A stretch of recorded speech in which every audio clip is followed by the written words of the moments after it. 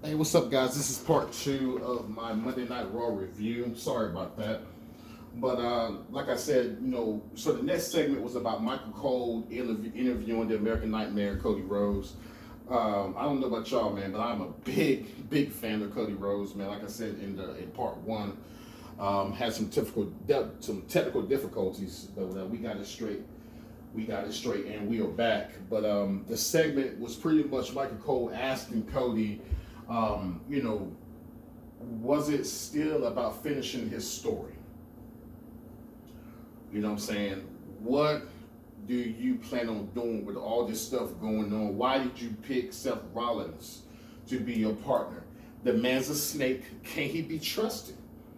You know what I'm saying? And if you do trust him, why do you trust him? And Cody, he said a lot of very deep things, you know what I'm saying? And like I said before, guys, and let me reiterate what I said in part one. This is a very condensed review, and this is only a test run. Okay, I'm just going to throw these videos out here, part one and part two. You guys, let me know what you're thinking in the comments. If you do like the channel, like and subscribe, and I'm going to do my best to bring you guys the best, or some of the best reviews of 2024 and beyond. But back to Cody and Michael Cole. Cody was pretty much saying, what any man would say when he's fighting for something as prestigious as the World Heavyweight Championship, or the Undisputed Heavyweight Championship. Um, he was more like, yo, this is beyond me. This is about my family. This is about, my sister. This is about my mother. You know what I'm saying? My dad's not here. I can't give him the title, you know what I'm saying? But it's about his legacy. It's just way beyond me. So I'm fighting for something way more bigger than me. I'm just fighting for something that includes Michael Cole saying for the first time, the first Rhodes to hold a heavyweight championship. Because if you guys remember, his dad, Dustin Rhodes, the American Dream, he actually won the title, but it was taken away for some reason. I got to go back and actually do some more research on that, why it got taken away. And maybe you guys know why, but he did actually win it in Madison Square Garden.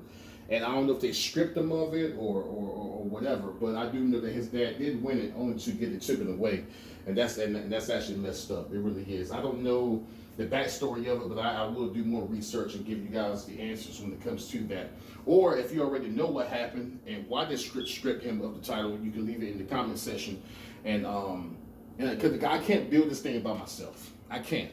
I do have a lot of knowledge, man, but when it comes to you guys watching and supporting this channel, I'm going to learn as much as you guys. And you guys going to learn as much as I do. And I'm telling you, man, it's all love. It's all family. You know what I'm saying? This is Mr. Michael's Wrestling, and we're going to do it the right way, for real.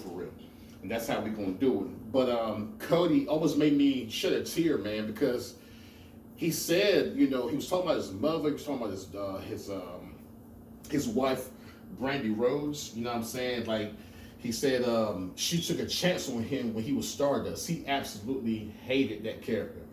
I didn't like it either, you know what I'm saying? I think it was forced upon him.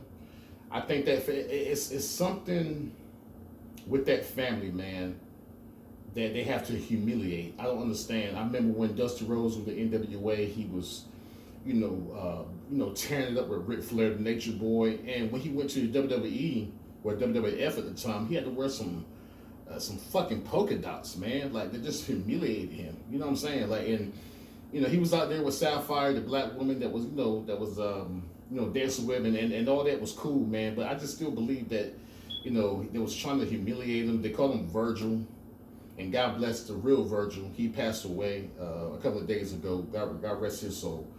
And it's crazy. It's like all my childhood heroes are passing away. You know what I'm saying? And it's crazy. It really is crazy, because that's the golden age WWE. That's the golden age of wrestling that I would never ever forget. I actually still go on the network right now and watch the early 90s Monday Night Wars and things like that. I'm just a big fan. I've been watching this stuff since I was 6 years old. It was either wrestling or freaking Buzz Bunny, for real. But But Cody, he pretty much said like, yo, this is bigger than me now. I have to finish it.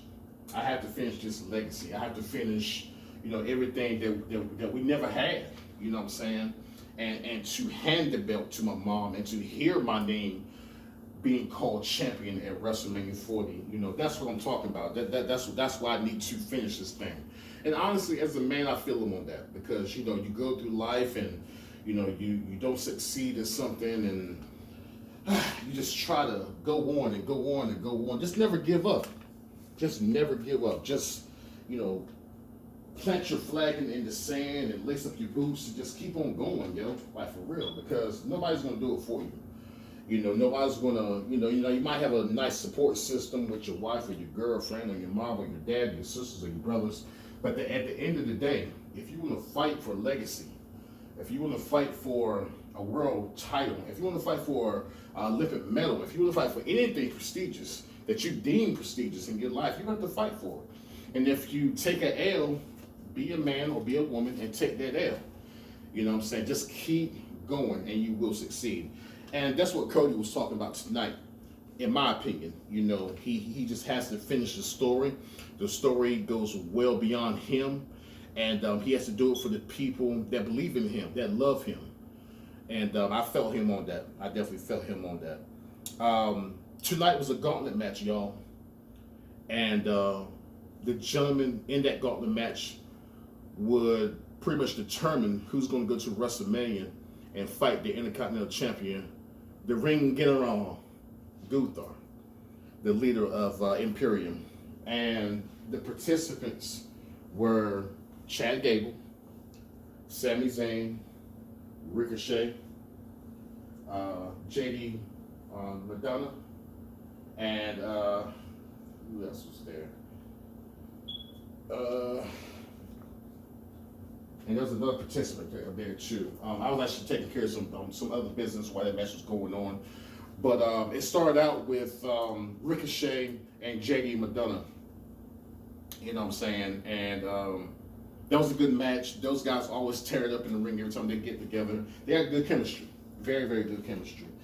But Ricochet did come out with the win. And then the master of the Tsunami, the Tsunami, he came out. He beat him.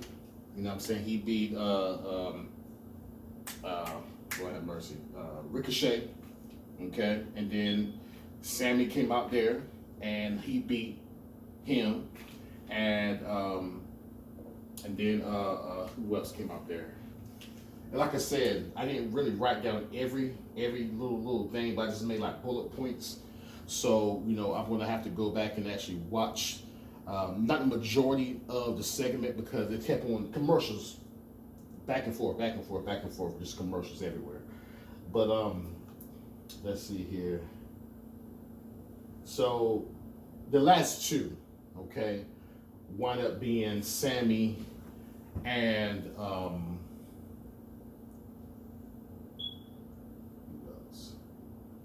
because I'm looking at my list right now just to make sure I got all the participants in the match. It was Sammy and Lord have mercy. Yeah, excuse me. My notes are everywhere. They really are.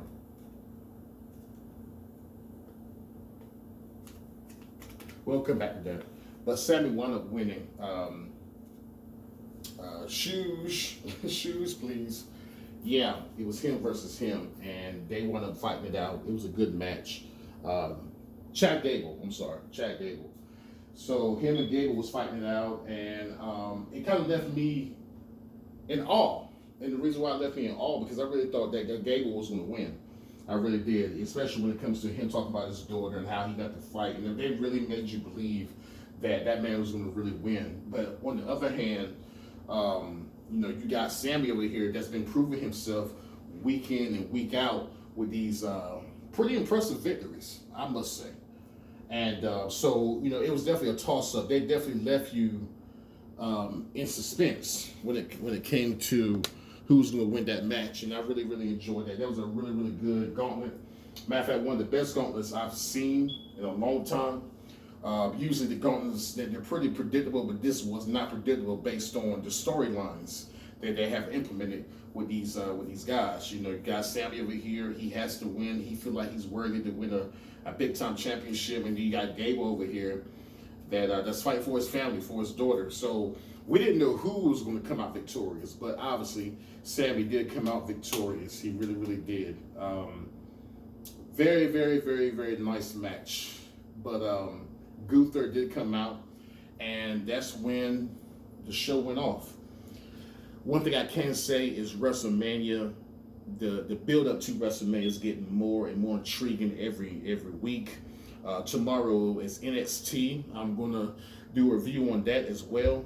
You know what I'm saying? And Friday, you know, I'm gonna do a review on that as well.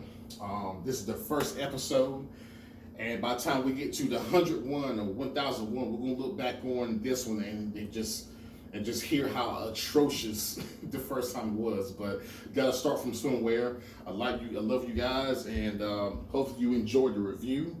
Again, I'm gonna make more notes and be more prepared. This was pretty much thrown together at the last minute, but you know, I'm just gonna stay humble with it and just keep on perfecting the craft, because I know I have a lot to say and I have a lot of things to review. And wrestling is back again, man. I cannot wait for WrestleMania. It's really, really going to be a spectacle to see.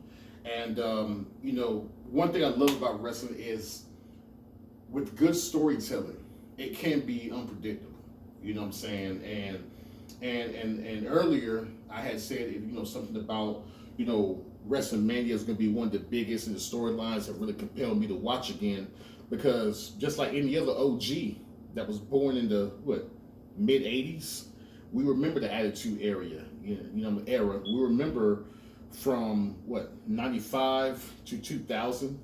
You know what I'm saying? That 5 years where, you know, TNT versus USA, and, you know, Monday Night Raw versus Monday Night Nitro, The Rock and Stone Cold, Shawn Michaels, Triple H, Undertaker, Mankind, Kane, you know, and on the other side of the coin you had Hollywood Hulk Hogan, Kevin Nash, the NWO, Scott Hall, my boy, Six, Ted DiBiase, all those guys, man. Like it was a wonderful time to be alive when it came to wrestling fans, and I just thank God that I was part of that ilk when it came to wrestling, man.